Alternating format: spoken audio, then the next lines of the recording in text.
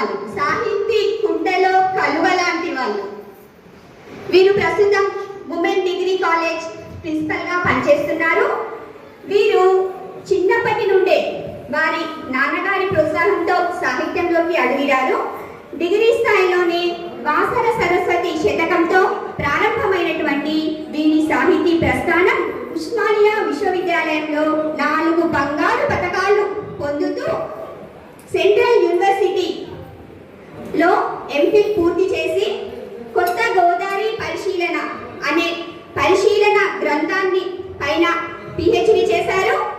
అలాగే అంతేకాకుండా ఎన్ఎస్ఎస్లో మొన్న రాష్ట్రపతి అవార్డు కూడా తీసుకున్నారు. సిద్ధాంత గ్రంథాలను ఎన్నో రాశారు. వారి కాలేజీలో విద్యార్థులను సాహితీ మూర్తులుగా పరిచయం చేస్తున్నారు.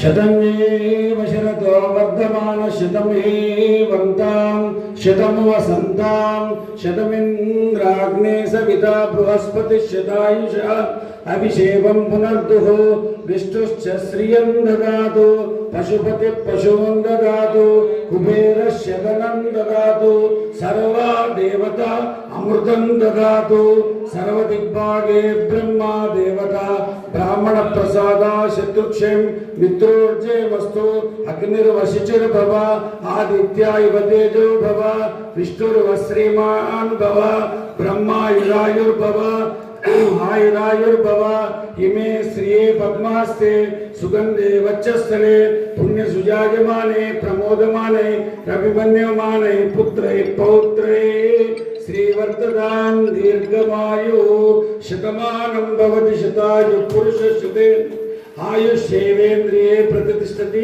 స్వస్తి మంత్ర సఫలా సంతు.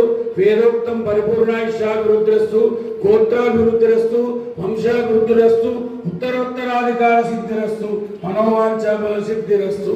తదాస్తు.